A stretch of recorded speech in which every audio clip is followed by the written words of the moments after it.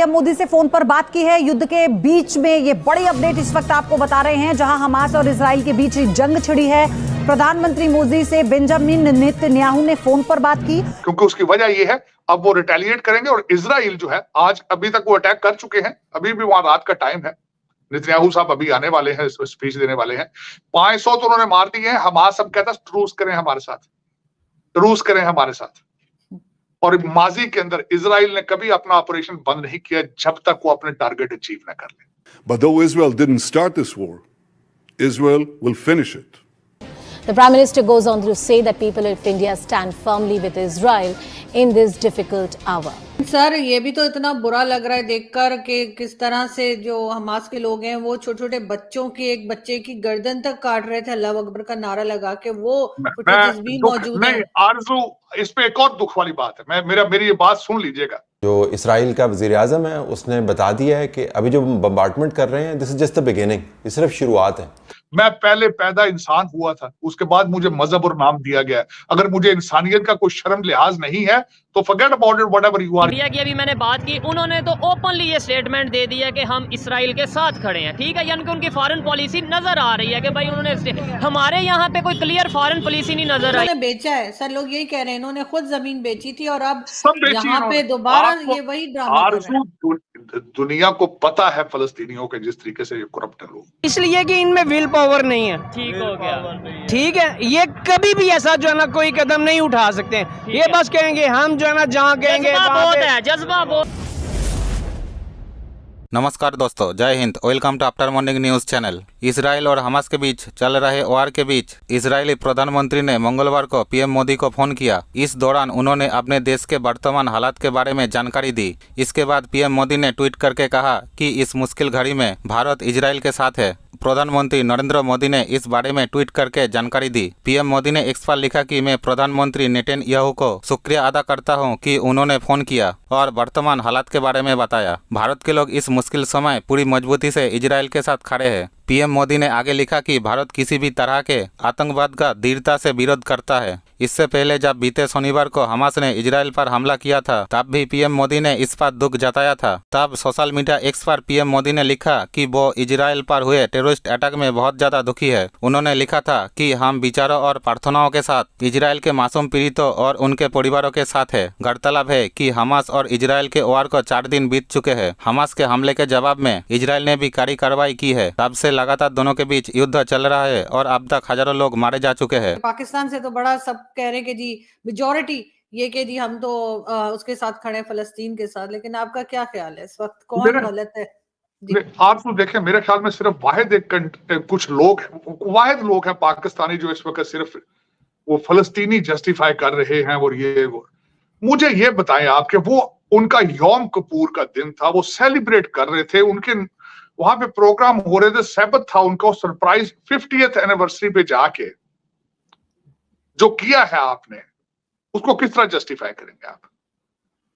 कोई आपके पास जवाब है? कोई इस्लामिक ओपिनियन आपके पास है कि जाके इनोसेंट लोगों को, जिनका nothing to do with the foreign policy और मिलिट्री पॉलिसी, जिनका उनके कोई लेना देने नहीं, 900 बंदे को मार दिया जाए वहां से, फिर 150 के करीब 130 लोगों को किडनैप कर लिया जाए, जिसमें बच्चे भी हैं और जिसमें खवातीन भी हैं। आज कतरी जो है वो आज दरमियान में वो आर्बिट्रेशन कराने की कोशिश कर रहे हैं कि खवातीन और बच्चों को छोड़ दिया जाए। इसकी कोई जस्टिफिकेशन है? और दूसरा, मैं सबसे बड़ी जो बात बताना चाहूंगा आरजू, क्या आपके पास एबिलिटी, कैपेसिटी है कि जब वो रिटेलिएट आप करेंगे आप उसका मुकाबला कर सकेंगे? आप क्या आप इस काबिल हैं? आपकी इस वक्त दुनिया में मुसलमानों की, मैं एक अफसोस के साथ ये कहूंगा, मैं खुद मुसलमान हूं, मैं ऐसी बात नहीं कर रहा, second biggest religion on the planet. आपके हालात आपको पता है क्या है? आपके सीरिया के हालात क्या है, इराक के हालात क्या है, लीबिया के हालात क्या है, अफगानिस्तान के हालात क्या है, आपके पाकिस्तान के हालात क्या है? वेस्ट आपको टुकड़े डालता है तो आप खाना खाते हैं। आप अमेरिका और चाइना आज आपको पैसे देना बंद कर दे, आप खाना ना खा सके इस मुल्क के अंदर।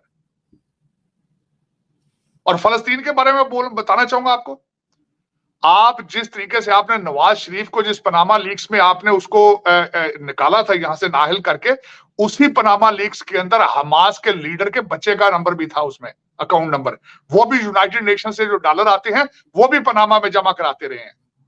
इस वक्त उनके पास ये इंडिया मैम हमसे पहले भी जेलस होता था, अभी जेलस हो रहा है। ठीक हो ऐसा गया। क्या है हमारे पास जो इंडिया हमसे जेलस हो रहा है? इंडिया को ये डर है, उनके पास एटमी ताकत, हमारे पास नहीं है। ठीक हो इंडिया गया। के पास एटमी ताकत नहीं है, कुछ भी नहीं है इंडिया के क्या पास। बात कर रहे हो? इंडिया के पास कुछ भी क्या नहीं है बात मैम। कर रहे इंडिया के पास कुछ है, इंडिया के पास भी एटमी ताकत है, पाकिस्तान के पास है। भाईजान मेरी बात सुनिए। और इंडिया तो बेटा हमसे पहले एटमी ताकत है। इंडिया नहीं है एटमी ताकत। बस कलमे की ताकत नहीं है, उनके पास भी सब कुछ है, फौज भी ज्यादा है हमसे, सब कुछ ज्यादा है हमसे, बड़ा मुल्क है ना।